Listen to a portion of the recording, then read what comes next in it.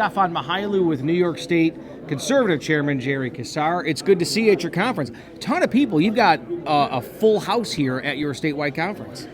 It's been a good year. Last year was a great year. A lot of people are interested in the philosophy, what we're up to, and yeah, there's no question we are having a very successful conference. Thank you. So let's move on now.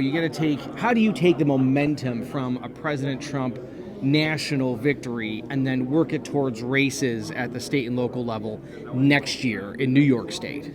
Well, I mean, President Trump says you never get tired of winning. I think, frankly speaking, the winning nature of the federal situation has benefited us in New York State because people are feeling that it's time for a change here. And to be quite honest with you, the New York State legislature and the governor seem to be working overtime to give people more reasons.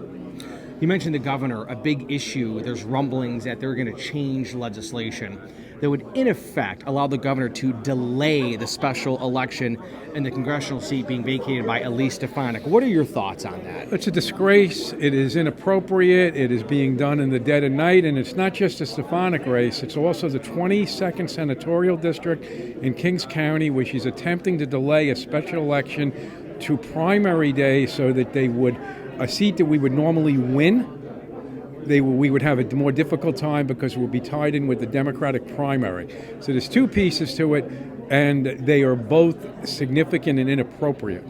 So let's talk. You mentioned Governor Hochul, 2026. There seems to be a wide bench on the conservative and Republican side for folks. I mean, a really strong bench. Mike Lawler, County Executive Blakeman, a lot of folks. What are your thoughts, big picture here, about Republican and conservative chances of beating Governor Hochul? Well, we are faced with one of the least popular governors we've encountered in my entire career in politics, being confronted with very solid Republican conservative candidates.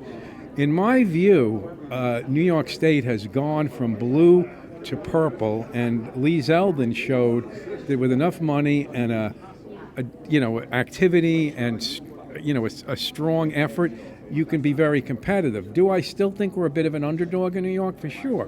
But my view is that we can take the governor's mansion back and make gains in the state legislature. We already control most of the governments outside the city, despite their efforts to change the year you run elections, despite their efforts to use a political nomenclature to take on the public, so the public loses because of all this technical stuff that they play around with. And so, I mean, what's my view? My view is that we have an excellent chance to elect a Republican conservative governor because people want change. You mentioned Lee Zeldin. Last question for you, Chairman. Sure. He's a William Floyd High School graduate from Long Island. How proud are you at his record of service from the state Senate to Congress now in the Trump cabinet? I know him very well. I consider him a close friend. I am extraordinarily proud of him, and I was honored. He's asking me to come down to D.C. on Wednesday for his official swearing in, and I plan to be there.